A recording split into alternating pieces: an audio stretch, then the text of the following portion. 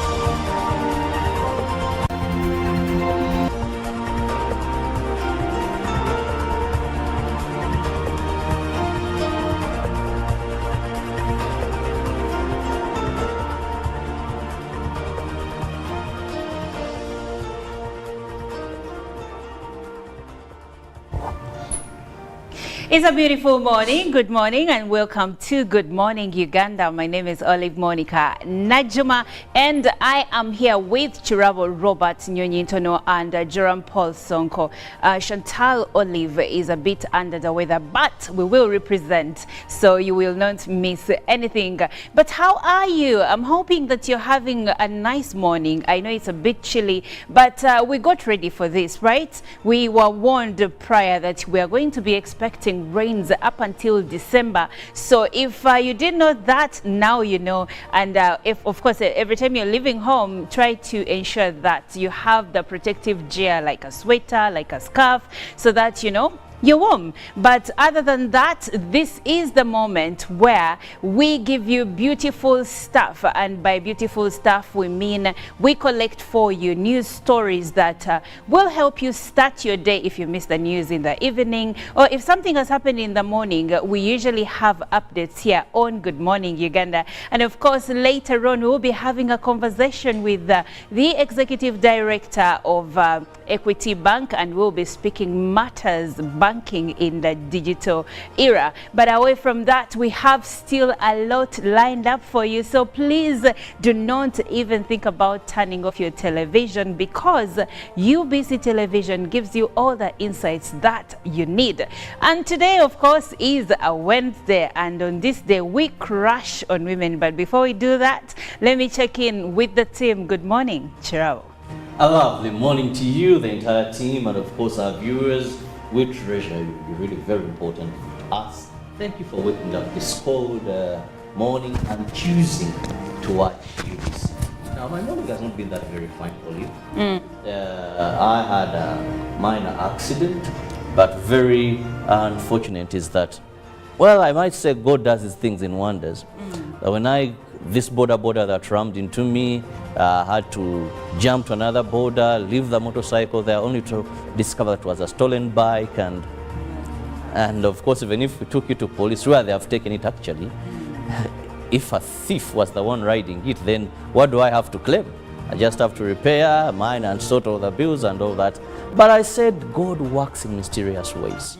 Someone's motorcycle has been stolen, Yours has been ruined. Mine has been rammed into, damaged seriously, but someone is going to be able to recover his motorcycle. That's true. So I just said, you know, Lord, those are your miraculous way through which you work. But also, I am, of course, I know you're going to incur, your pockets are going to incur a dent that you are not prepared for. But I like the fact that your motorcycle was rammed into and you were not on it, because probably we would be treating injuries and also taking the motorcycle to the garage. So it's a painful but I'm so happy for the person whose motorcycle is now at police, who is going to record? Because it's new.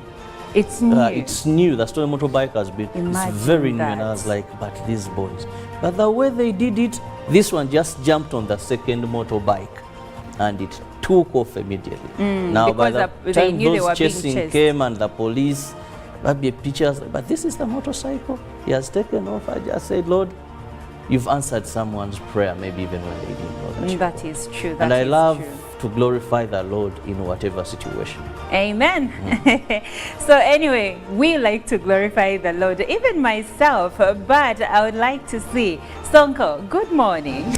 Well, good morning to you. Are you glorifying the Lord this morning? I am. Yes, I am. Indeed, just like Chiraba has actually mentioned, that there is nothing the Lord can do, can fail to do, rather. So anything the Lord can do does not exist, if I am to put it in that way. Actually, I like it. Lately, everyone says what the Lord cannot do. Yes, does not exist. So God has a way He shows off in such times. And of course, when Chiraba does mention about the same situation, because I did, again, happened to experience something of the sort yesterday, but rather in relatively different circumstances. But one thing I've actually come to notice is that at times you get to realize that there's some level of insecurity that is created within city dwellers, most especially due to the fact that some of them who do not want to work for themselves tend to turn all their efforts into stealing other people. And when you look, when you happen to talk to most of the business people, or you happen to talk to any individual who has actually been robbed before, or even if robbers actually broke into your house, there is nothing hurting as a thief coming over to take away something you've you've strained or yes, exactly, worked hard to get. And it really puts you behind. It's something that puts you behind emotionally. You get depressed in a way because you feel like this kind of person thinks you've worked hard just for them to just come and take over. So I think, just like Chira has actually mentioned, the good thing is that the other person is going to recover their new bike, which is something good, because with this kind of weather, trust me, it's very difficult to move in, to rather move out, more so early in the morning when you're on a bike, because of the nature of the roads that we do have as a country, really, especially within Kampala. So it's not a good kind of situation for anyone to kickstart off their day. But, well, the good Lord has actually showed His powers, and His miraculous ways have overpowered anything. He has. And there has been a message that has been making rounds in different WhatsApp groups. I don't know if any of you gentlemen received it, and it is a security advisory where people are being advised to take caution when it comes to their security, especially at home. People are being advised to have security lights on all through the night, but also to be cautious of who do you open for. And if you hear people screaming late in the night, before you hurry up to run to the rescue of your neighbor, you need to be sure that actually someone is in trouble, because apparently this is being used by thugs to hoodwink people into thinking that someone is being attacked, yet in actual sense it is you that tries to respond that they are targeting. So we all have to really be very careful, and even on the roads we've had cases where thugs used to throw eggs onto cars and blur your vision. Before you know it, you've stopped and now you're being robbed. So everywhere you go, everywhere you are, whether at home or in your car driving, especially in the night, you need to be extremely cautious and take your security very seriously. But like I said earlier, we normally have insights into some of the top stories. And before we came on set, Chirawa was telling me about a certain story. Well, government rolled out what they call the Social Assistance Empowerment Grant. Now, this is money given to people of 80 years and above, and they're supposed to get 25,000 every month, but usually they get this every quarter of a financial year. So they get 20,000 times about 4. And now government is considering reducing the age to which people can get this money, because it was first piloted in about 19 districts to see if it would work very well. And in those 19 districts, they would give to a person who was 60 and above.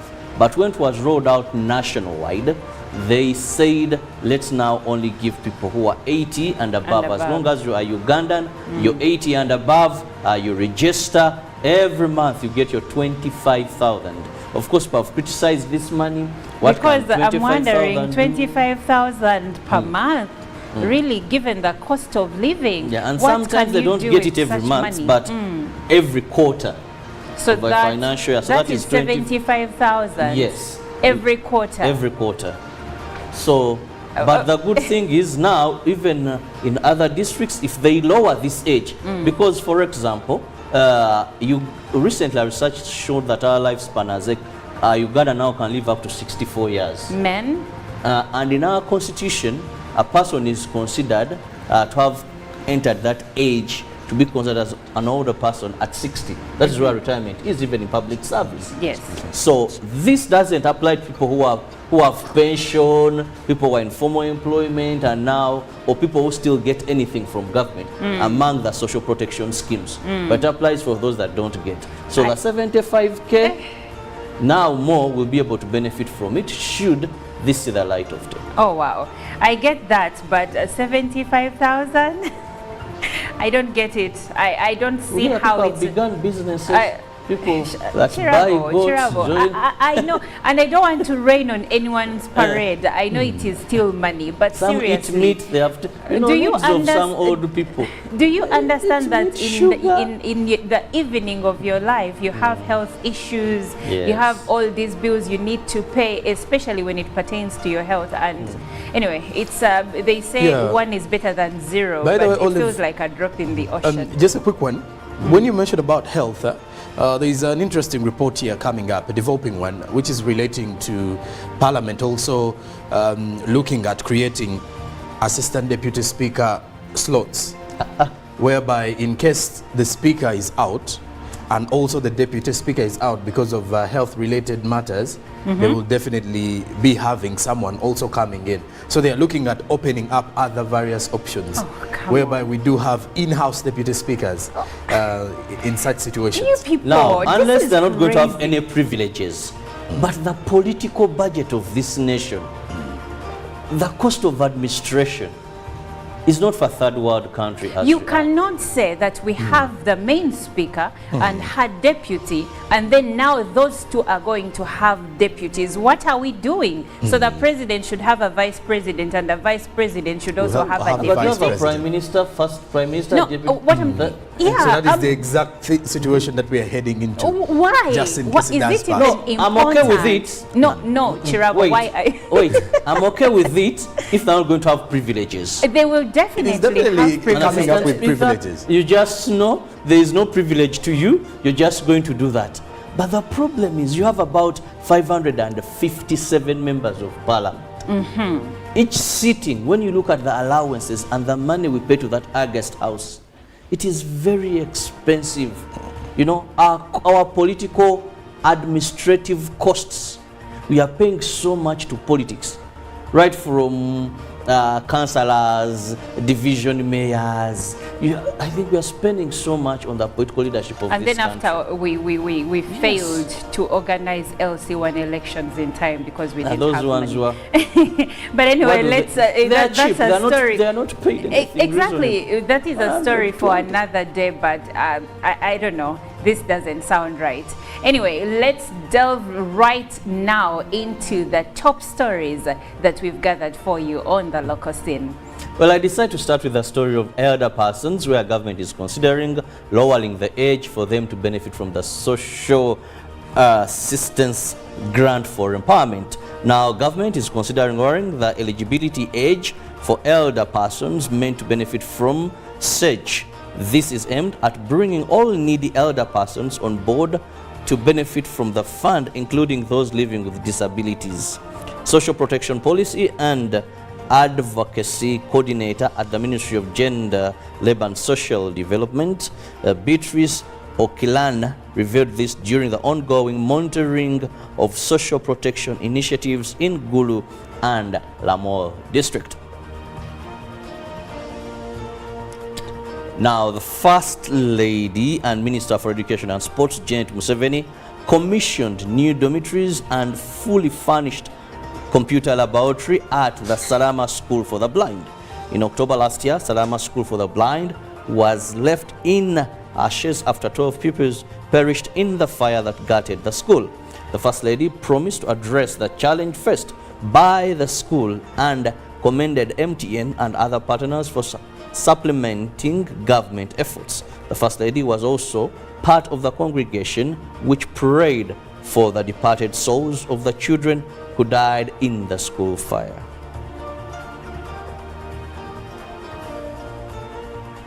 And Parliament paid tribute to former Minister for Presidency Henry Magumba Jemba, who died last week. The late Jemba was praised for promoting democracy and good governance after serving in different positions with different regimes, including Idi Amin and the NRM government.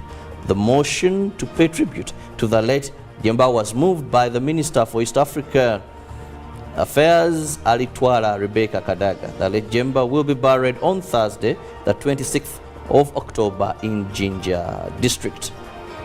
And finally, from the local scene, legislators who sit on the Parliament's Public Service and Local Government Committee have tasked the Parish Development Model Secretariat to write a clear guideline on the period within which beneficiaries of the fund should start paying.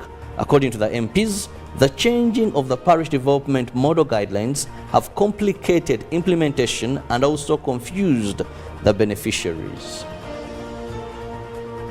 And moving on to the international scene, Chinese Defense Minister sacked. China has officially sacked its Defense Minister Li Shangfu 2 months after he disappeared from public life. No explanation has been given for his removal, nor has a replacement been announced for his job. His sacking follows recent axings of several top military officials, including Qin Gang, who was removed as foreign minister in July.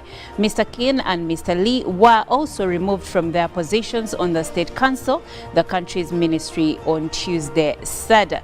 China's top legislators, the Standing Committee of the National People's Congress, approved the removal of both men, state broadcaster CCTV reported. His dismissal leaves China without a defense minister as it prepares to host foreign defense officials in Beijing this week.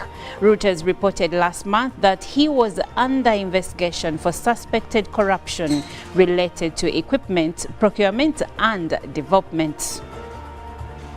And moving on, United Nations Chief Antonio Guterres has renewed his demand for a ceasefire in Gaza and said that international law was being violated in the war between Israel and Palestinian armed group Hamas.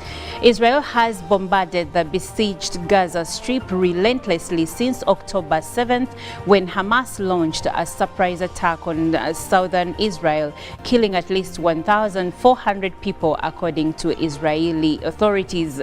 After the attack, Israel cut off supplies of water, food, fuel and electricity to the enclave's 2.3 million residents, an act the UN has called a form of collective punishment.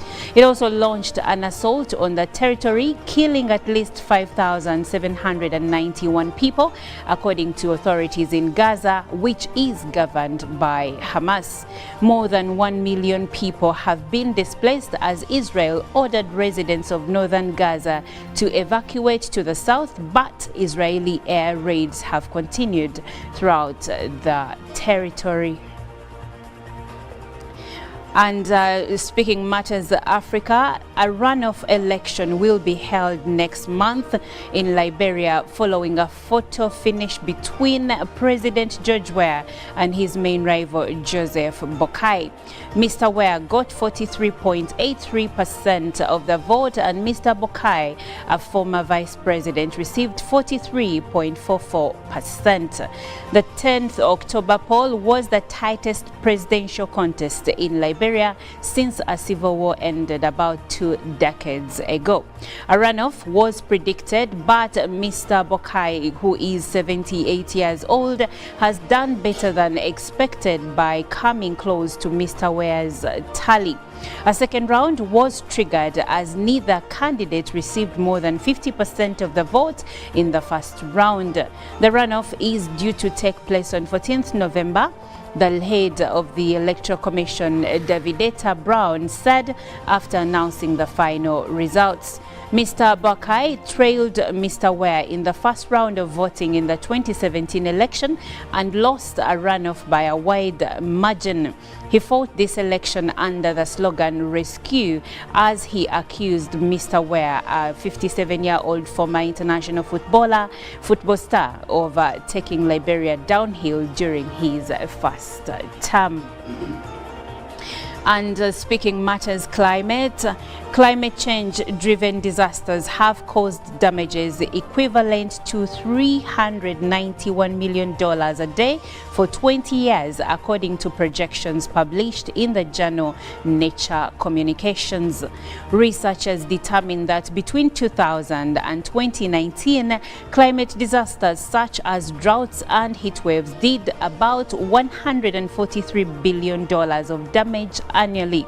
They attributed 63% of those damages, $90 billion, to loss of human lives and the remainder predominantly to property damage. Researchers noted that the projections also failed to capture indirect impacts that may be significant. As an example, they cited the impacts of air pollution in the northeastern United States from Canada's 2023 wildfires, although those occurred outside the research's date range. Their methodology cannot account for the indirect losses, even though these could conceivably be orders of magnitude larger than the original damage wrought by these events and were likely much larger in this specific case, researchers wrote. On a year-by-year basis, the highest costs from climate change were in 2008, when researchers put costs at $620 billion. Other high points occurred in 2003 and 2010. Well, that's it for the international news and climate news. Now we cross over back to the local scene and look at the stories that have graced the front pages of our new local newspapers. Now, with the new vision, the PPDA blacklists 27 companies for forgery and fraud. There's a full list of firms barred from conducting business in Uganda. More of that is in the new vision today. Tourists flock to Queen Elizabeth National Park. So clearly, Uganda Wildlife Authority doing a great job in there. Now, besides that, President Museveni tips youth on business. Read about the same with the new vision today. Parliament pays tribute to former Minister Chemba. Read about the same in the new vision as Magara's case father testifies in daughter's murder case. Fast forward now to Daily Monitor. The US turns the heat on Uganda business sector. Read about the same in the Daily Monitor today. Furthermore, the Daily Monitor highlights government is set to create assistant deputy speaker slots. In between the lines, Justice and Constitutional Affairs Minister says they are mooting a plan to have assistant deputy house speakers who would come in handy in the event that the both Speaker and the Deputy Speaker of Parliament were unable to work for one reason or the other. Then there is a pictorial showing Parliament honoring the late Chemba.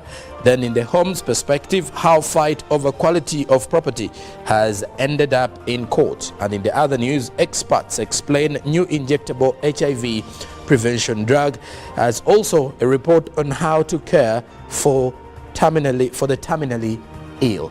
That is it for our press review this morning. Thank you so much, Jerome Paul Sonko. Now, today, like I said in the beginning, is Woman Crush Wednesday. So why not leave you with a song by a woman, that is Camila Cabello, and the song is Don't Go Yet.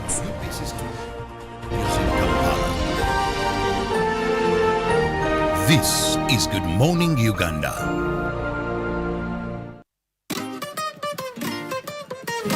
Oh, me love it, yeah, yeah.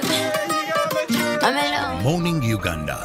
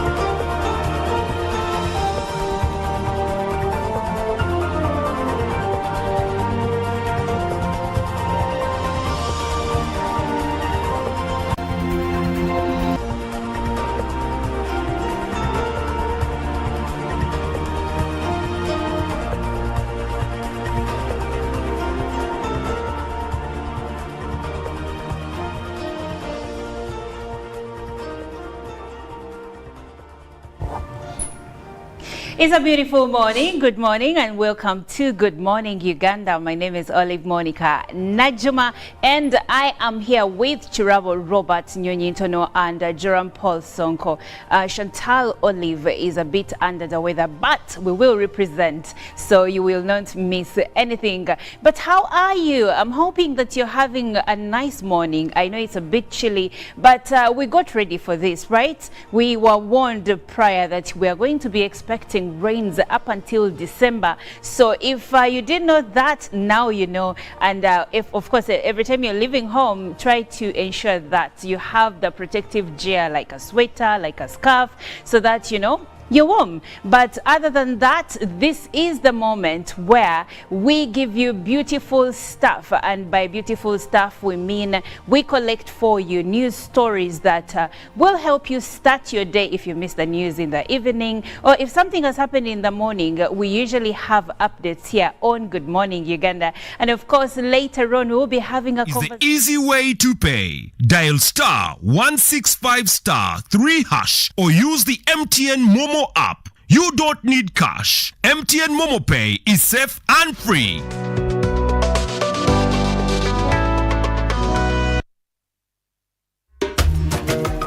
Mukoke Fish Farmers Association tuli balunzi ba byananda ebyebika ebisatu omuli Miracap, tilapia oba engege ni catfish twete male.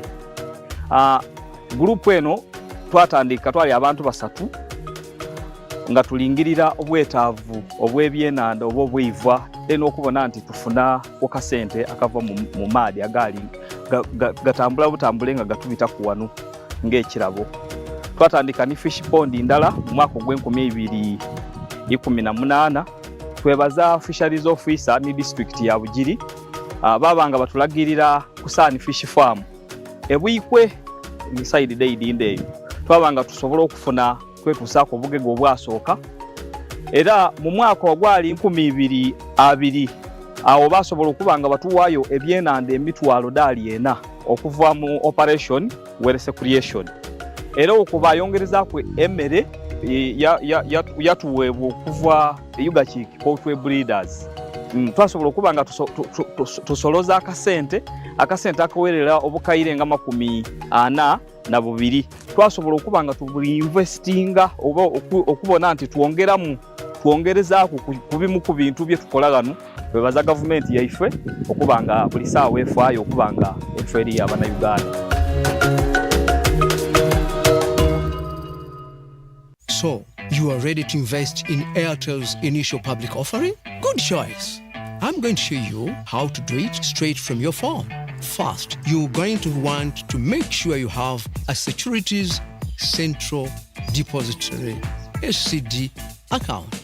Dial *185*85# from your Airtel number. Choose Airtel IPO purchase from the available options. Enter your valid national identification number when prompted. Before you purchase, there are a few things you need to know.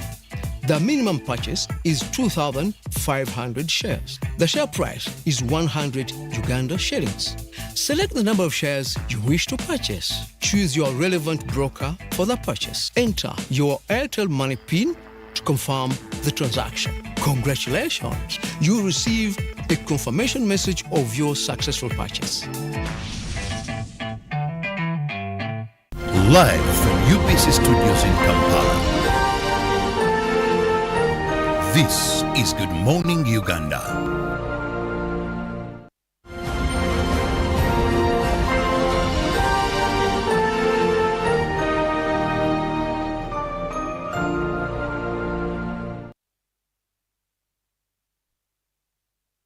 A very good morning to you all, and many thanks for sticking around to Good Morning Uganda.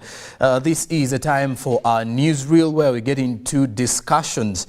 that are rotating around, the various trends across the country, and obviously how they impact your life as a Ugandan as much. But as we're getting into this kind of discussion that we do have this Wednesday morning, our focus, or our main focus today, is looking at banking. But when we do mention banking, it goes big. Not only depositing, also saving, and of course investing. Banking has actually changed if you're to look at it in the past couple of years. But this time around in our newsreel this morning, our main focus is going to be rotating around banking in the digital era. It is actually changing simply because of the various trends in the world. Innovations have actually come up in one way or the other. So the commercial sector is also adopting steady fast. So that means as an individual out there who has access to the internet or who has access to any digital device or services, you will definitely also be joining the same queue or the same bus in one way or the other. Well, as we are discussing digital banking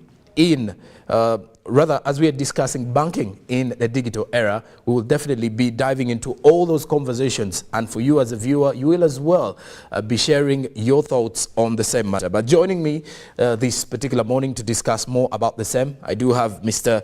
Kenneth Onyango. Kenneth Onyango is the Executive Director, Commercial Banking at Equity Bank Uganda Limited. A very good morning, sir, and many thanks for joining us today. Good morning, Joram. Thank you for having me, and good morning to our viewers this morning. All right. I've been mentioning digital banking in my introduction, but just briefly, when you're to illustrate or to clearly differentiate for a viewer what digital banking is, and also how different is it from the usual kind of banking we have been used to, or the manual type of banking that we're used to back in the time? Yeah. So maybe before I go into digital banking, I need to come with some regards that I carry with me, because I come from a place. Oh, right. I belong to a family, which is the Equity Bank family. That brand, I know many of our viewers are customers of the bank, but maybe as a reminder to those customers and to others that may not have an account, this is a brand that has been in the region for 40 years. We are a bank of very, very humble beginnings from a rural area in the central part of Kenya. We started as a building society. We've been blessed over the years. We've now grown to 18 million customers. That is within the region. Within the region. And these customers today trust us with over 30 trillion shillings in savings, equivalent in Uganda shillings. Okay. The balance sheet has grown significantly. It's today about $12 billion. Someone may ask, is that a big figure or not? I'll compare it to a GDP here in Uganda, which is about $45 billion. So reports are actually showing that there are quite a number of huge assets there as well. Indeed, it's about a third of that. But in Uganda specifically, we have 2 million customers. We have 50 branches across the entire country. We have 10,000 agents. I know we have about 10,000 parishes in this country. So you could say almost in every parish, there's an agent outlet. You must have seen one. Yeah. We have about 3 trillion shillings in deposits here. So we are happy about that, the vote of confidence that our customers have shown in us, and we appreciate it very much. Okay. So warm regards from the Equity Bank family to our viewers this morning, and definitely to our customers. Okay. When you come to digital banking, it is not very complex. It simply means doing banking services supported by technology, and a technology-enabled channel. It could be your phone, it could be your computer, or any other similar device. But at the background of that, there is internet supporting that. It moves away from what we used to call brick and mortar, where you physically have to appear in a branch, whether to open an account or to make a deposit or to withdraw your cash. Today, you can do all those things on phone. For Equity, for example, even you, Joram, right now, you could just dial *247# and you'll be able to open an account within seconds. You'll be able to deposit into that account using either an agent outlet or pulling money from a mobile wallet or going to a branch and depositing cash. You can also withdraw, you can pay for utilities. So that is the era that we are in. It's an era of convenience dictated by the customer. The customer today wants to do banking as a lifestyle, not as a thing that they must do, but or a place that they must be at, but something that they can do as they go about their day-to-day lives. Thank you, Jerome. When we look at COVID-19, there was a very tremendous change about how life is actually moving in the entire world. When you come to Africa, this is where most of the African people got into appreciation of the digital space and how it can actually grow their businesses and how they can utilize it to grow commercially. How have the Ugandans adapted to that speed in relation to digital banking by the look of things in the past 3 years during COVID and after COVID? Yeah. Thank you, John. That is a good question. Let me start by empathizing with all of us who are affected by COVID. I know many of us lost loved ones. Yes. Many of us were directly affected from a health event or a loved one was significantly affected. So I empathize with you. We thank God for carrying us through, and here we are today. What COVID did, because it was a very major health crisis, I think it is the biggest event that we've had in this century that we are in. Yes. So government took action. If you remember, the first thing that they did was to restrict travel to try and safeguard us. Then so because then you could not move, how then do you transact? How do you go about your business? Apart from those sectors that were essential that remained open. So it was important that for us who had, you could say, been ahead of the curve, who already had agency banking established, it meant you didn't have to go to your branch to transact. You could find an agent who was around the corner within walking distance, because I think walking was allowed. You could reach them and then do some of those transactions. For those who had already joined mobile banking and were able to transact digitally, it was even easier, because even without leaving your house, you'd be able to send money to a loved one in the country, you'd be able to pay for bills and transact, generally speaking. So what COVID then did was accelerate the adoption of digital banking. Okay. Many people had never tried it before, then onboarded. Those who were on but were not using it as much then learned that you could actually do just about everything that used to take you to the branch with the convenience of your phone using digital banking. So adoption spread significantly. If I'm to take Equity as an example, through that period and as at today, out of every 10 transactions that we do, only half happens in a branch.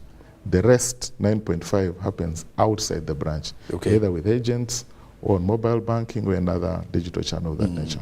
So by the look of things, COVID-19 helped accelerate and grow the numbers of the digital bankers now. Indeed it did. Sometimes you need to be forced to do something that is good for you. And we were forced to adopt, definitely. Now, when you talk about Equity Bank, I wish to understand, I've seen many commercial banks in the space. Let's look at Uganda now.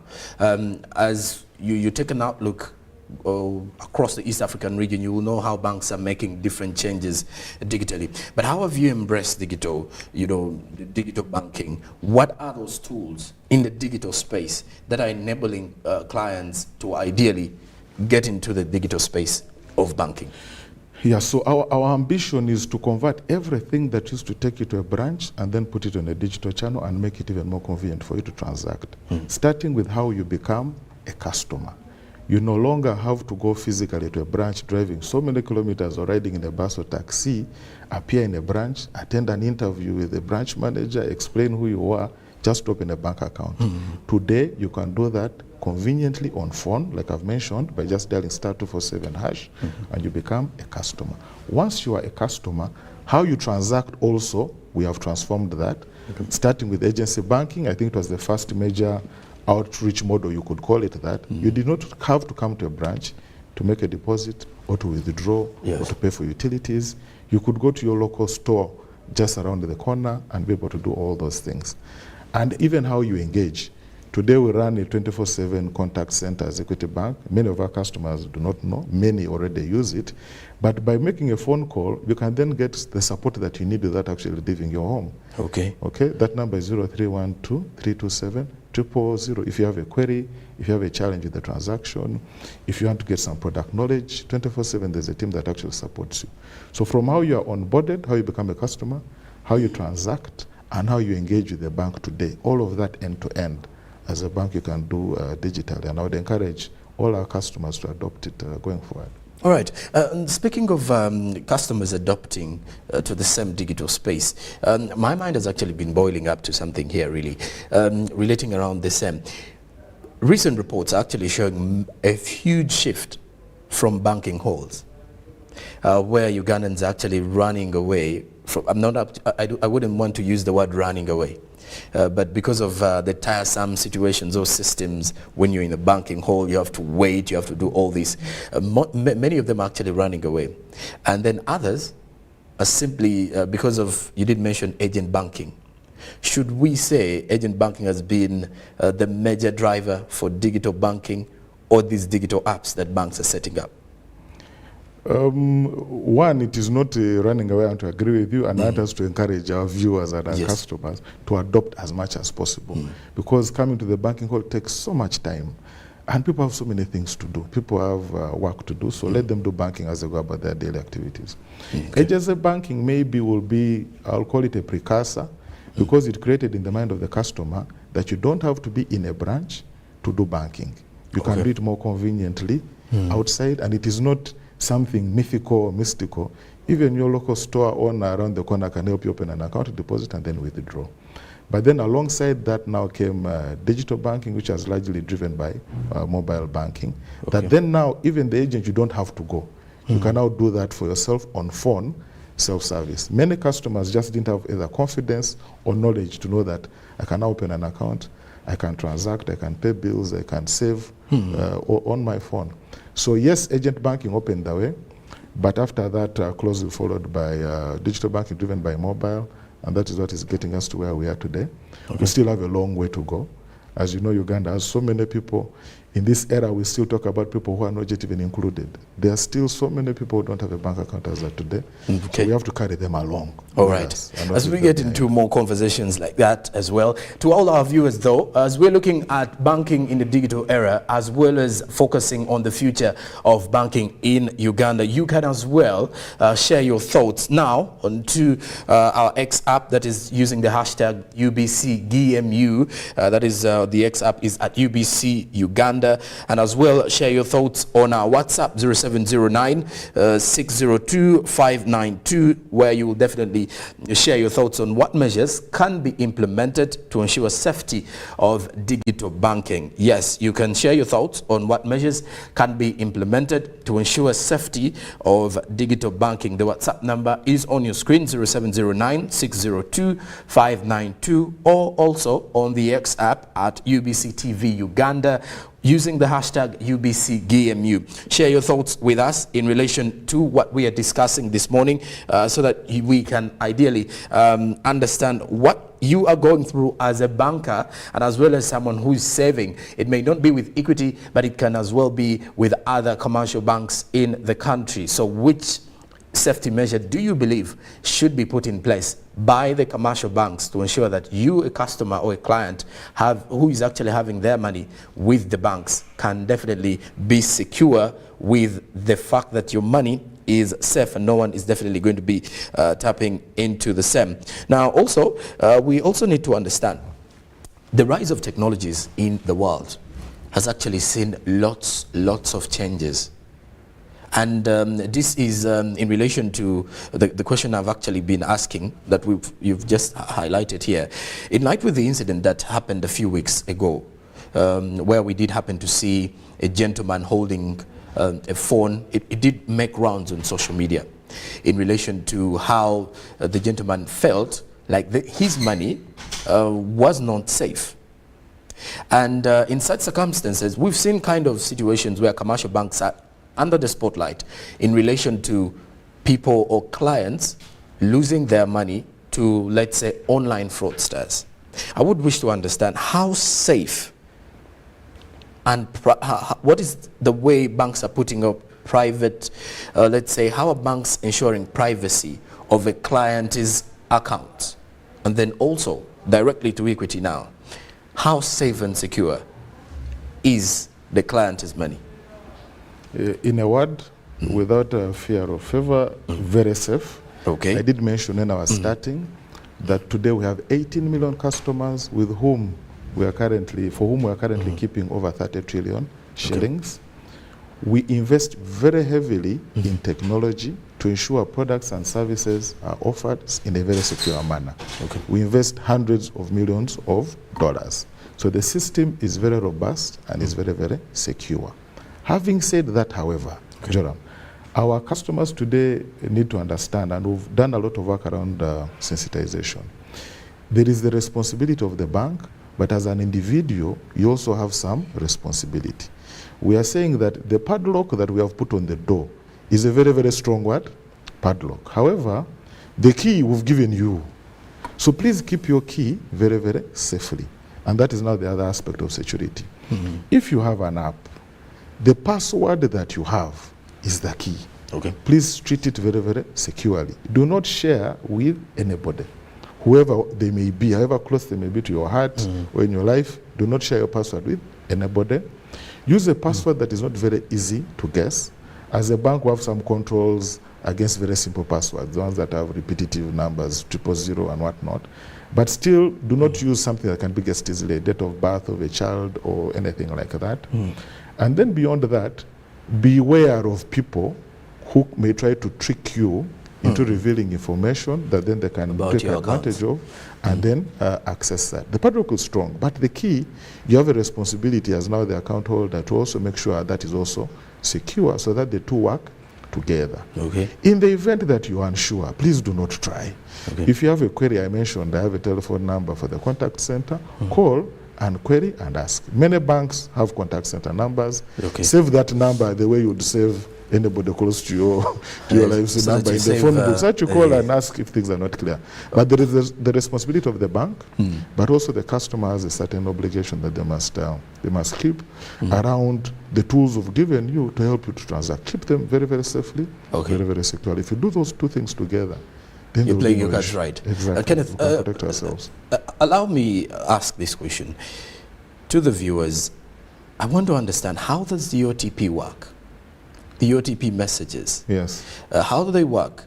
Because some of the claims coming out in relation to how online fraudsters can ideally tap into one's accounts is how they are able, when banks send you an OTP message, the one-time message that pops up, if you're using, for example, these banking apps. And in most cases, it may necessarily open for you and someone can easily get into your account and withdraw money or do anything to your account.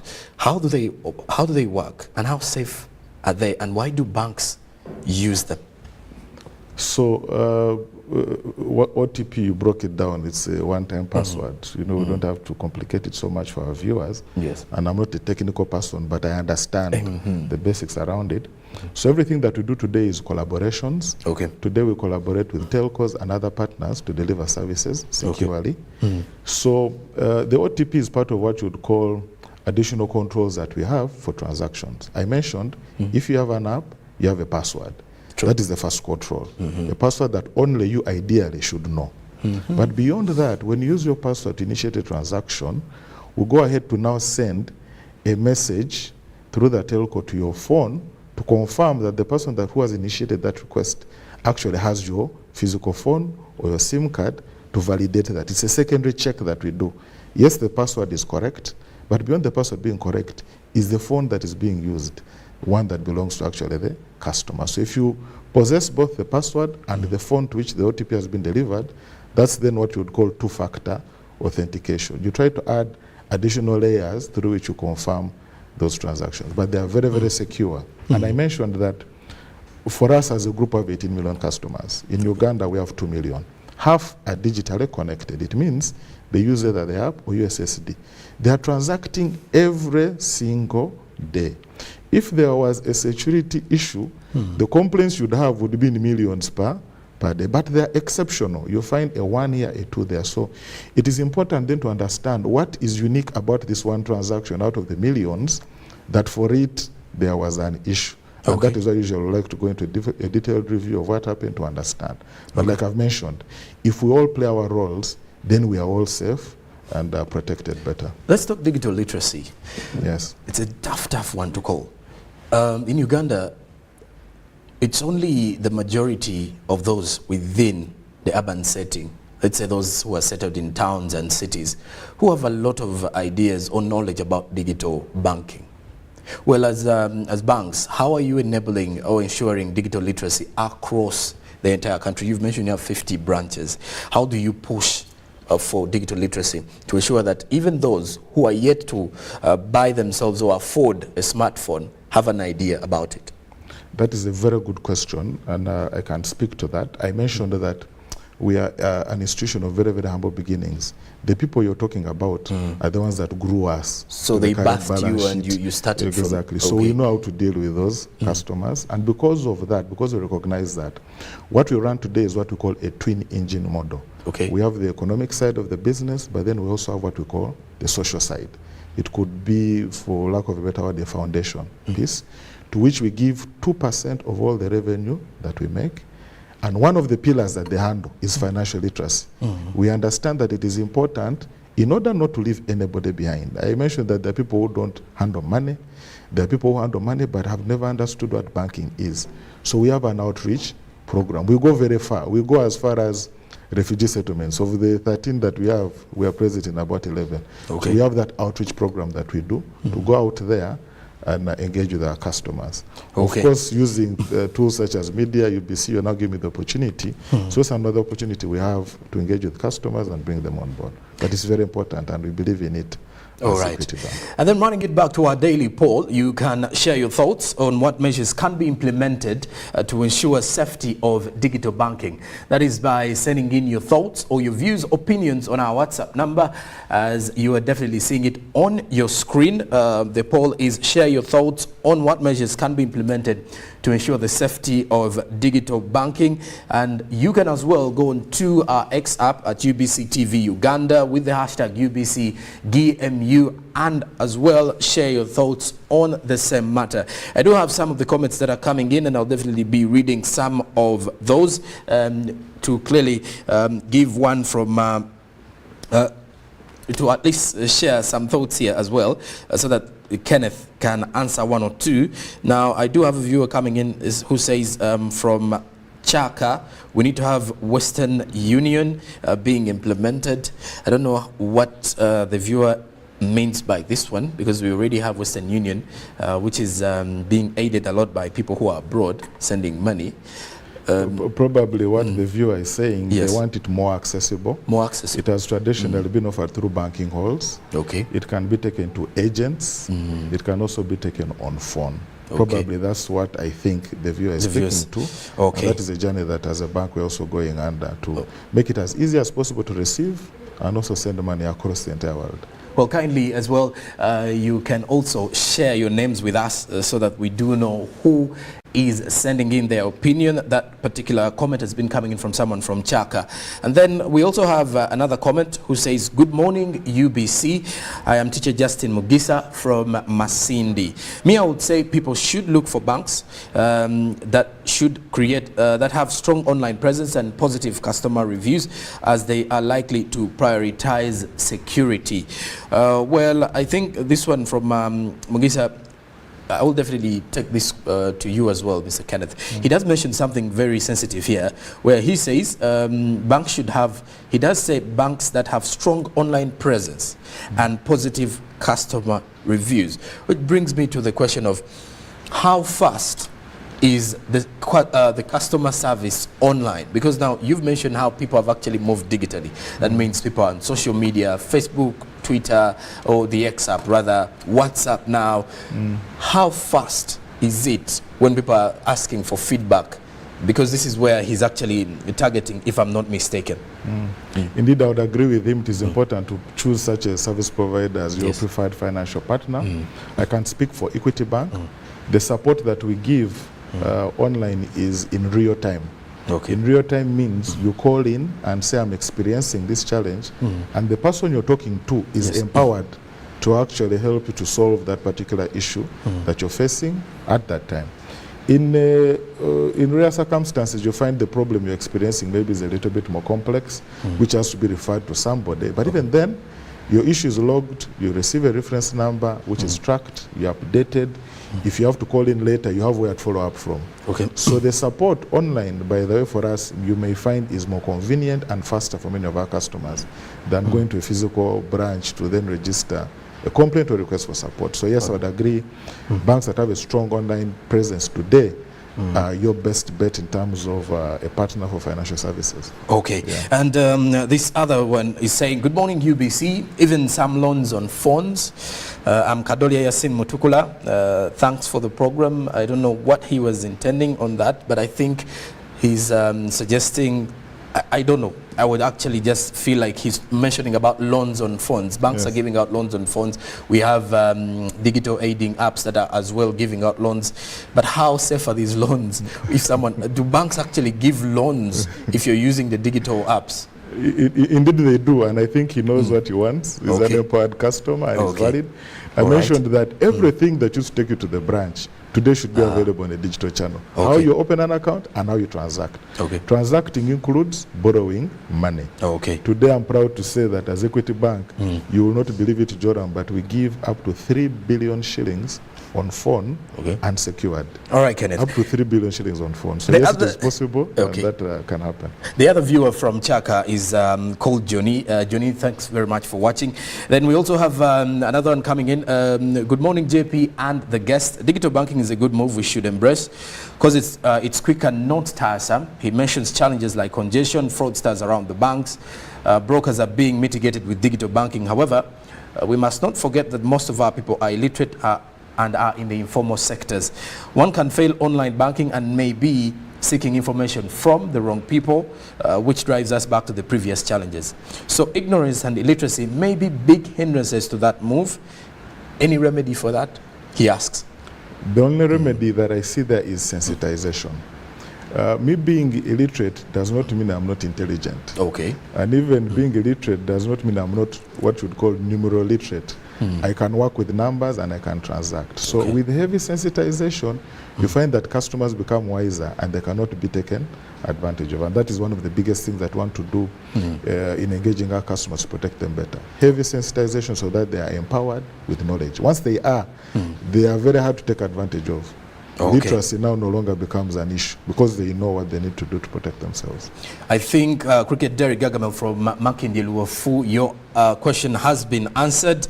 And then also another one coming in from Wallace from Kira, who says, good morning. Measures have been implemented, but the people are just negligent and not attentive to the contracts they sign.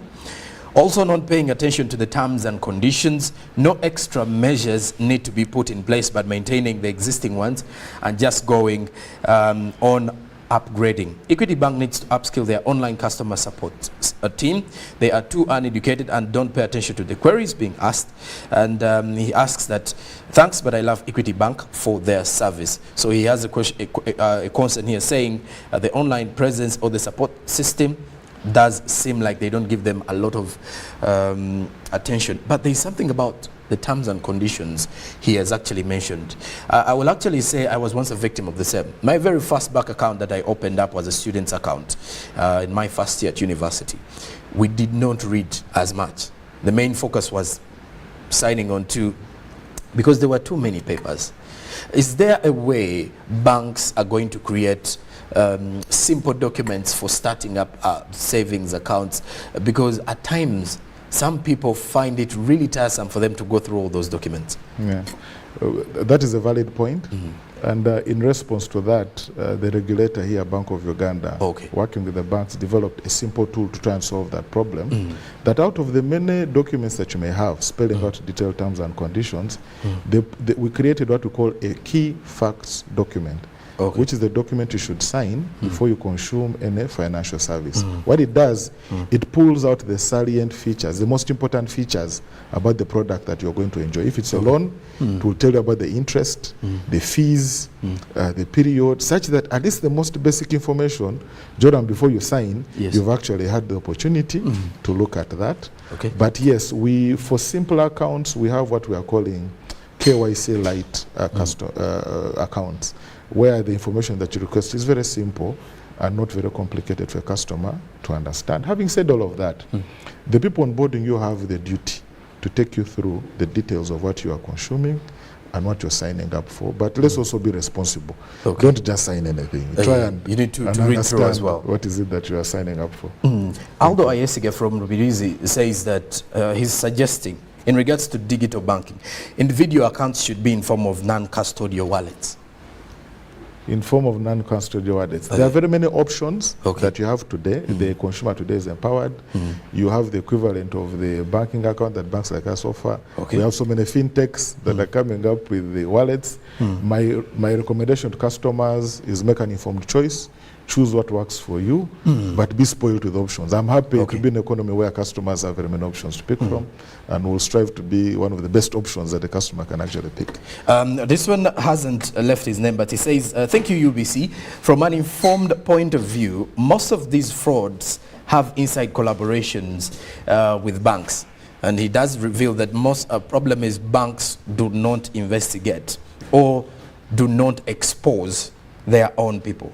That banks refuse to investigate and expose their own people within the banks. I would humbly but strongly disagree. Okay. And we have examples. Okay. Without mentioning details, very recently you've seen cases where something has happened, the bank has done an investigation, and even after they've discovered internal collaboration, they've taken very swift action against even their own staff member, and they've come out public and they've communicated it. Okay. There are very many other incidences that have happened in the market, and there are investigations that happen, and customers are updated. So I would strongly agree. There are very many examples. If the customer could actually go online and check, this actually happens. Banks do that. There is no bank that would have a policy of condoning or protecting people that have done wrong.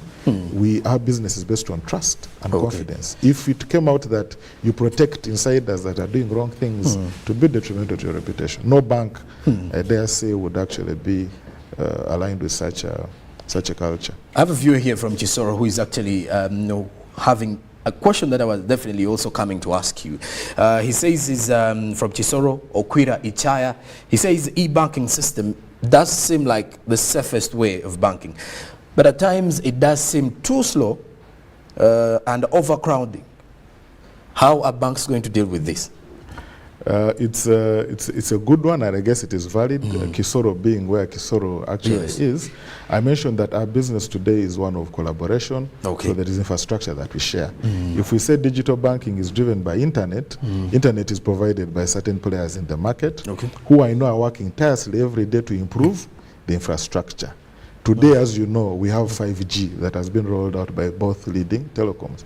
Before, we didn't have 4G, 3G, or even 2G, if I dare say that. But the infrastructure continues to improve.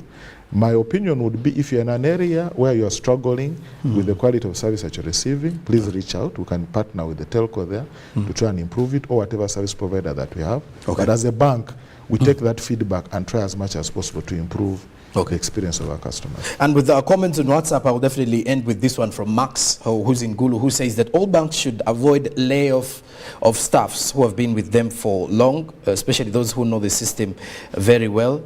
And anyhow, I think he's actually saying that how maybe he's trying to understand that it does seem like the staff that are being laid off after a while and they understand the system are those who lead to the fraud that happens in these online spaces. It's a tricky one. I don't know on behalf of which bank I would be speaking if I answered that one. But maybe just to say that when we are employed and you join the team, you live a life through there, and then eventually there is nobody can stay in the same place forever. When he says layoff, he seems to suggest that's a deliberate action by a particular player to maybe scale down. I don't know. But I would like to think that every financial institution would have reasons why they would take an action such as that one. Nobody wants to lose a significantly experienced staff just like that. There may be reasons why that may happen, but that then should not be a reason that everybody experienced who has been laid off now goes and joins the bad guys to then take advantage of customers. I don't think that should be a driver that we should accept. All right. Now, Kenneth, lastly, in your parting shots, I would wish to ask, how can an individual safeguard safeguard their deposits, their withdrawals, their banking systems while using these online platforms? And then also with the rise of the fintech companies, just in 2 minutes, how does Equity Bank differentiate itself from all the other spaces?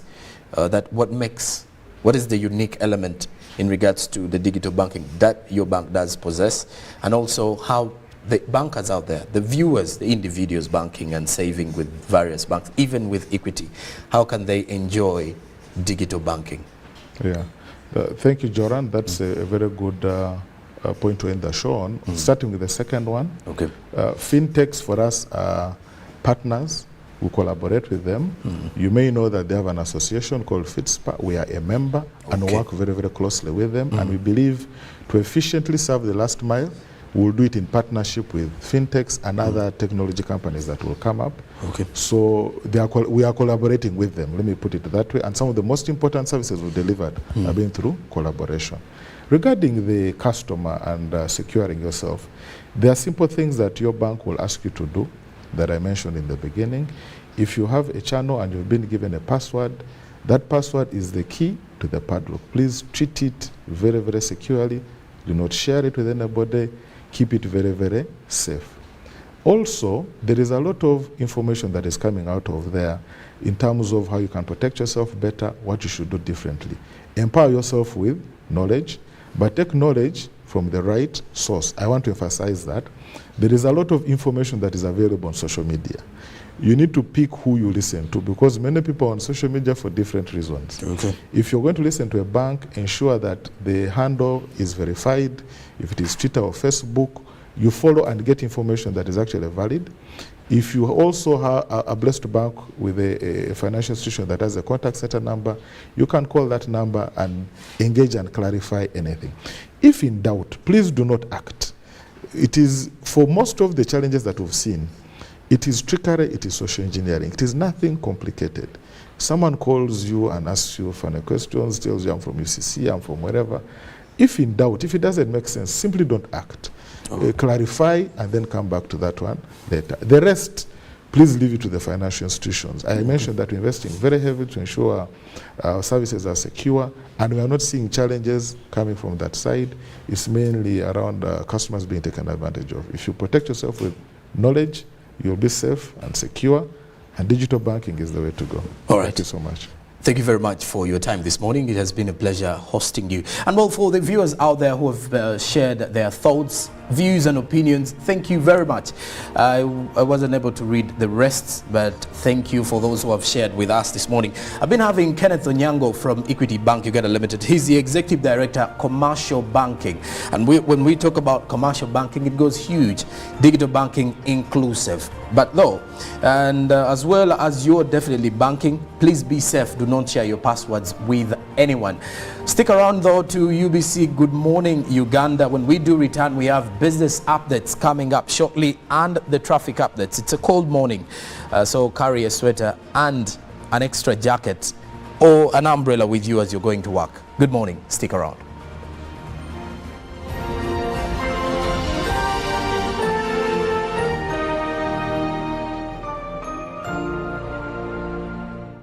Live from UBC Studios in Kampala. This is Good Morning Uganda. Pick of the day on UBC. Every Wednesday, 10 p.m. on your public broadcaster.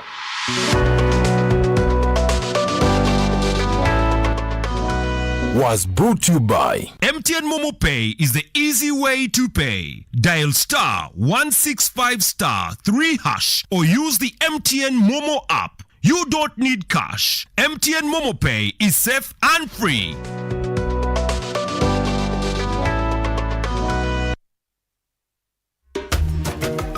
Mukoke Fish Farmers Association tuli balunzi ba byananda ebyebika ebisatu omuli Miracap, tilapia oba engege ni catfish twete male. Group eno twatandika twali abantu basatu nga tulingirira obwetaavu obwebyenanda obwivwa okubona nti tufuna okasente akava mu maadi agali gatambula butambule nga gatubita ku wano ng'ekirabo. Twatandika ni fish pond ndala mu mwaka gw'e2018. Twebaza fisheries officer ni district ya Bugiri babanga batulagirira ku Sani Fish Farm ebwikwe ni side day ndeyo twabanga tusobola okufuna kwetusaako obugege obwasooka era mu mwaka ogwali 2020 awo basobola okubanga batuwaayo ebyenanda emitwalo $40 okuva mu operation Werese Creation era okuba yongereza ku emmere yatuweebwa okuva Uganda Poultry Breeders. Twasobola okubanga tusoloza akasente akawerera obukayire nga 40 na bubiri twasobola okuba nga tubuinvestinga oba okubona nti twongerezaako ku bimu ku bintu bye tukola gano twebaza gavumenti yaife okuba nga buli saawa efaayo okuba nga efe eri Abannayuganda. So, you are ready to invest in Airtel's initial public offering? Good choice. I'm going to show you how to do it straight from your phone. First, you're going to want to make sure you have a Securities Central Depository SCD account. Dial *185*85# from your Airtel number. Choose Airtel IPO purchase from the available options. Enter your valid national identification number when prompted. Before you purchase, there are a few things you need to know. The minimum purchase is 2,500 shares. The share price is 100 Uganda shillings.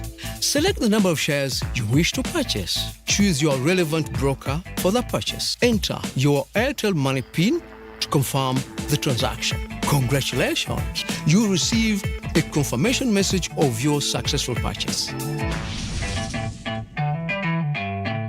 A new dawn on Behind the Headlines with me, Timothy Nyangweso. Every Wednesday, live in our studios in the heart of Kampala, we have conversations that have analysis, explanation, but not every truth is fact, and not every fact is truth. Every Wednesday, 10 p.m. on your public broadcaster.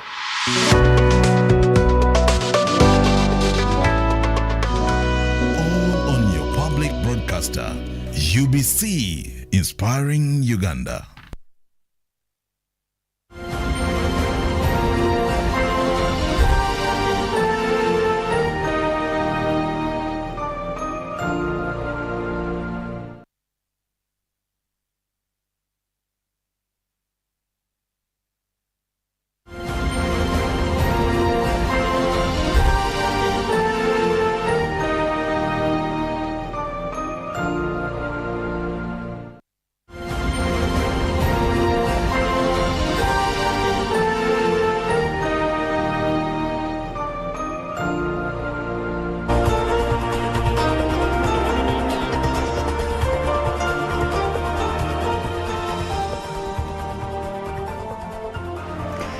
Thank you for watching Good Morning Uganda. I'm Olive Monica Najuma. This is the time where we give you traffic updates. Welcome back from the newsreel where they were talking about digital banking or banking in the digital age. If you missed it, I'm sure you can catch it later on our YouTube channel. But for now, if you're coming from the areas of Luzira, let's see how you can maneuver and get to the Central Business District, because this morning it is raining, and right about now many motorists are trying to get to different places of work, different places of business, and it looks like traffic jam is starting to build up in some parts of Port Bell Road. Now, looking at Port Bell Road, like I said, I see traffic jams starting to build in the areas of Luzira, and as you can see right there on your screen, some areas have orange and red zones. Now, continuing along as we head to the areas of Chitintale, but still in Luzira, we see that some sections have traffic jam building up, and then of course there are sections that have a smooth flow of traffic as evidenced by those green lights. Now, when you reach the intersection that has Chitintale Road and of course Port Bell Road, there is some bit of traffic around Chitintale stage. There is a bit of traffic both on the side coming to the to Kampala and of course the side that is going to the areas of Luzira. But the good news is after that intersection, there is a smooth flow of traffic up until you reach this corner around Masjid Nur Chitintale, if you know that mosque. Now, in this area, there is a huge traffic. As you can see right over there, I see a deep red zone, which is indicative of intense traffic that has built up in that area of Chitintale. Now, moving ahead, you can see that there is intense traffic on both ends of the road. That is for people coming from areas of Bugolobi and Chinawataka heading to Luzira side and Chitintale side, but also for people that are coming from Chitintale side, you're going to be held up here for quite some time, because as you can see, the traffic in this section is quite intense. It is coming both from Chireka Road, joining Port Bell Road, around Gas petrol station there is intense traffic, around Silver Springs Hotel there is intense traffic coming to the city. So if that's the side you're coming from, you have been advised. Now, when you reach the intersection that has Spring Road around Bugolobi, there is still traffic coming through, and this intersection has potholes, so sometimes it's actually harder to maneuver through this section when there is traffic jam, because the road is also narrow. But let's look a little bit at Bugolobi town and see how it is doing. I see traffic jam that is coming through from Luthuri Rise and Bandali Rise, and both of these are feeding into Luthuri Rise, which now connects to Spring Road in the center of Bugolobi town. But the good news is, if you're using Spring Road to get to town, there is a smooth flow of traffic there, a little bit of orange zones there, and of course I see some bit of traffic coming in from Katazamiti joining Spring Road. And of course, now when we go back to Spring Road, I see intense traffic also on that section of town. Kataza C1 looks okay, and at some point you get actually smooth flow of traffic if you're going to the areas of Luzira, and there isn't much traffic if you're going to the side of town. But like I said, these are sections. Some sections you're going to find traffic jam, and other sections you're going to find smooth flow of traffic. Now, still along Spring Road, there is this intersection that connects to 5th Street, and there is traffic coming from 5th Street feeding into Spring Road, which has now contributed to slow movement on the main road over there. As you can see, there is huge sections of traffic jam on Spring Road, but also huge sections of traffic that is starting to build up in other sections. Now, I would like for us to go back a little bit and look at Old Petborough Road and how it joins, how it goes to the areas of Nakawa. If that's the section that you want to use, we would like to see how you can maneuver and get to areas of Nakawa. Now, from this intersection where Port Bell Road meets Spring Road and New Port Bell Road, we can see that there are huge red zones over there of traffic. Now, this traffic is coming in through from Ismail Road and Twatu Road. All of these roads have intense traffic as at this morning. Now, continuing along New Port Bell Road, the traffic eases up just a little bit for you to be able to move a bit fast, but it catches up again from Campling Road, joining again New Port Bell Road. And as you continue ahead, there are huge sections of traffic, huge zones or huge red zones, which indicate traffic both going to Nakawa and coming from Nakawa. So if this is the area you're going to or the route you're planning to use, you may consider using Spring Road, because it wasn't as intense as New Port Bell Road looks this morning. Still continuing ahead on New Port Bell Road, now the traffic jam starts to ease up just a little bit as you join the traffic lights in Nakawa. And actually looking at the main road, the main Jinja Kampala highway, there is a smooth flow of traffic here as long as you are done with the traffic lights at Nakawa. So you may be in luck. You might find, yeah, oh my goodness, this is a lot of traffic around Chadondo Rugby Ground. pounds.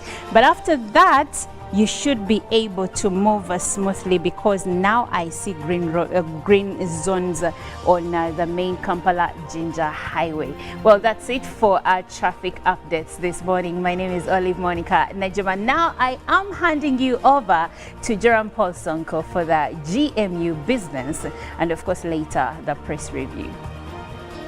Well, as we head into the GMU business this morning, we start off with mineral wealth in the country. Uganda set for a mineral wealth boom as gold mines open at Wagagai. That's in the eastern part of the country. The dormant mines have revived, and a processing facility is also being installed in the same region. Now, in that same space, mines to be revived include copper and salt mines in Kasese, among others as well. Kasese, southwestern part of Uganda here. Now, this was disclosed during a media briefing by the Uganda Chamber of Mines and Petroleum, the Minister of Energy and Mineral Development, plus the private sector, about a forthcoming two-day mineral wealth conference set for Kampala next week. But also, as we continue to look at this, the stakeholders in the mineral and petroleum sector have furthermore predicted that Uganda is to become one of the wealthiest countries within the region once large-scale industrial processing of minerals begin. So when you look at those into the mineral sector, big move that will definitely see the rise in the country. Now, a commissioner at the Ministry of Energy and Mineral Development in charge of license administration, that is Vincent Kedi, says that an aerial mapping of mineral wealth in Uganda indicated abundant valuable minerals which are underneath, that include petroleum, gold and rare earth, among others. This was further disclosed during a joint media briefing as well, like I did mention. Now, when you look at mineral wealth, the Mineral Wealth Conference, which will have participants from the Chamber of Mines and Petroleum across the East African region, Tanzania, which is also rich in minerals, will as well be present and represented, and it is actually set to be addressed by experts in the mining sector. That is the Mineral Wealth Conference that is highly anticipated by those in the mineral sector to attend. Now, lastly, from our business, President Museveni's Youth Forum has seen the president pledging to fund innovations that are by the youth, or that are made by the youth entrepreneurs, if they have a clear business plan and perspective. While officiating the 4th National Youth Business Forum and Expo at the Kololo ceremonial grounds, the president advised the youth to produce for the East African market and forget about only producing for Uganda, because he did reveal that the Ugandan market limits their potential or limits their growth as business individuals, simply because the Ugandan market is already created for them. So that means they have to create their own market across the borders of the country, which means they will have to go to Kenya, as well as going to Tanzania, Rwanda, Burundi, South Sudan, DR Congo, name it, and also look through the central region of the country. Now, 38% of Ugandans between 14 to 34 years are engaged in an entrepreneurial activity, according to statistics. This face a challenge of access to cheap finances and incentives to have their own businesses or start up their own businesses, as well as finding further innovations that they are directly engaging into. Now, the Parliamentary Forum of the Parliamentary Youth Forum has also organized the 4th Youth Business Forum that looks at addressing these challenges of entrepreneurs. This is where President Museveni was addressing the youth, and also saying that he will definitely support those with clear business perspectives. If your mind is business oriented, then you can easily tap into this particular support from what the president did highlight. Besides that, we now focus on what is making rounds in the forex market to see how the markets were faring by close of business yesterday. And by the look of things on your screen, buying of the US dollar closed at 3,749.75, while selling was at 3,759.75. The Great Britain pound had buying at 4,602.06, and then selling at 4,614.34. The euro was buying at 4,006.23 while selling at 4,016.91. The Kenyan shilling was buying at 24.96 while selling at 25.03. And then when you as well go to look at the Tanzanian shilling. It was buying at 1.49 shillings while selling at 1.30 shillings, rather 1.50 shillings. The South African rand 196.65 while selling at 199.18. Now, away from business, let's run it up with the front pages of the newspapers. Starting off with the New Vision. The PPDA has blacklisted 27 companies for forgery and fraud. The bigger headline on the New Vision, all list of firms barred from conducting business in Uganda, on page 10 of the New Vision today. Now, President Museveni tips youth on business. Read more about the same. Parliament has paid tribute to former Minister Chemba. Read about Magara's case as the father testifies in daughter's case. Also, a bigger move. Tourists flock Queen Elizabeth National Park. Now, moving to the Daily Monitor, government is set to create assistant deputy speaker slots. This is an event where the deputy and the speaker are absent due to unforeseen circumstances. Elsewhere, the US stands the heat on Uganda business sector, the Daily Monitor highlights. Then in the Homes magazine, how fight over quality of property has ended up in court. And in the other news, how to care for the terminally ill. Read about the same. Let's cross the borders now to Kenya. Quickly, the Daily Nation in Kenya highlights bid to raise school fees. Education suppliers are crying foul over delayed payments. The Daily Nation gives you more. Omanyala speaks out on sudden change of coach. The unexpected happened. Read about Kenyan athletics in the Daily Nation today. Now, in the lifestyle audit, civil servants have until December 31st to declare their wealth in Kenya. Lastly, the Citizen, Tanzania. There is a huge report. The Africa exports could hit $1 trillion by 2035. The Citizen gives you a detailed report of the same. Now, the National Appeal, civil society organizations consider digital tech for children with special needs. Then also in business cooperation, Tanzania and Indonesia Trade Forum is in the pipeline. There's an interesting report, how satellite tech will boost fish catches. Well, that is it for our business update this morning, as well as what is making headlines at the front pages of the newspapers that is across the East African region. I'm Joram Paul Soko. Now, coming up after the break is the DMU agenda with Robert Chirabo Nyonyintono. Stick around for more insightful conversations.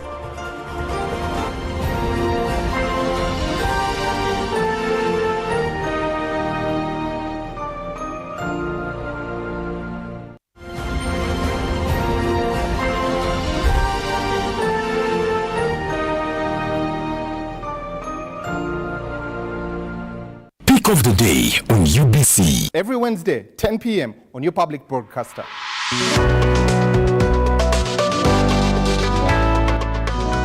Was brought to you by MTN Momo Pay is the easy way to pay. Dial *165*3# or use the MTN Momo app. You don't need cash. MTN Momo Pay is safe and free.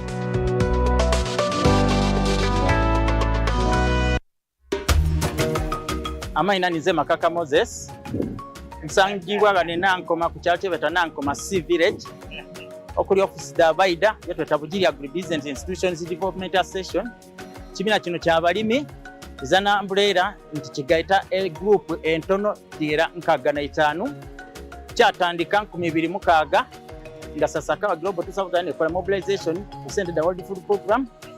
Vava twakirigistering 2007 2010 bafuna store eno batuvwago government ya idamu the National Agricultural Advisory Services twatandika okubanga tubalime tu benefitinga munadisi ainga tuzira collection center twafuna twinso okuva mu partners nga twegere enime omulembe twenda okukola validation n'okunonya obutale tufunye mu tutya government student program mu 2009 yaida yatuwa a tractor era erikukola mu kulima okongera ku kulima ekade yongereku mu 2037 nati ya echuma kwa watu watichemera kwa singo na kokola ku road shading echuma kiri kubira abantu ona kuchingiza abantu abaida community okuva eba member ni bana ni member kuto kwa access nga service officer era kifuna gati ga abantu okuva ku bantu asatu ku 12 a day. Otherwise ife tusima government of the Republic of Uganda nti ebintu bye tugaire tubitale mu nkola ebe tulisa another step nti abantu tulikusomesa abana tuzimbye amayumba tubifuna bulungi. A new dawn on Behind the Headlines with me, Timothy Nyangweso. Every Wednesday, live in our studios in the heart of Kampala. We have conversations that have analysis, explanation, but not every truth is fact, and not every fact is truth. Every Wednesday, 10 p.m. on your public broadcaster.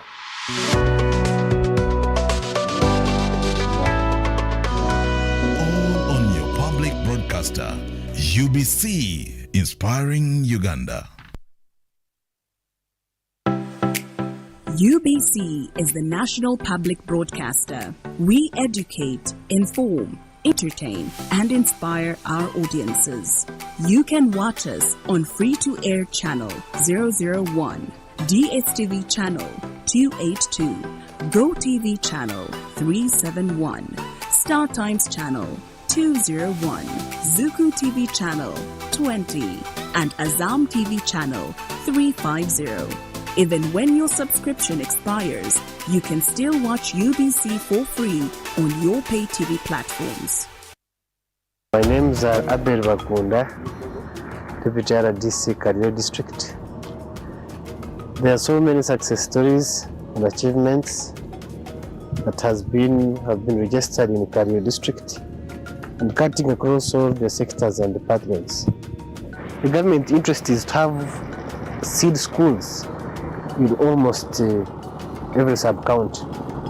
And so far, the coverage in Cairo, we are still like at 40%. We are starting, but we are moving at a high speed.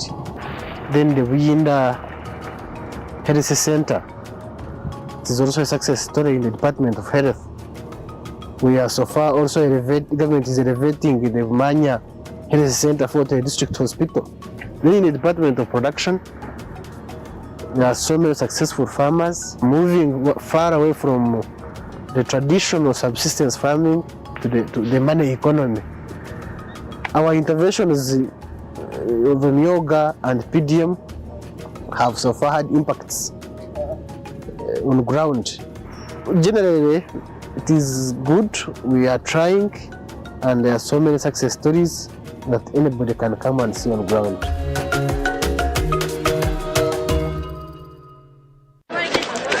Junko. Yo. Wachiko.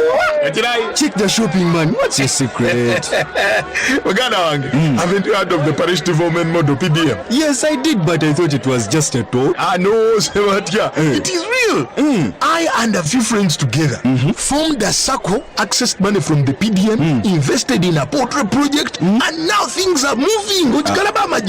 Junko. I thought I was one of your friends. You are. But you left me behind. I didn't leave you in poverty. What you do, just visit your LC2 chairperson and your parish chief and start the process of economic transformation.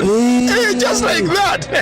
The parish development model is an initiative from the government of Uganda through the Ministry of Local Government designed to transform all lives of Ugandans for the better.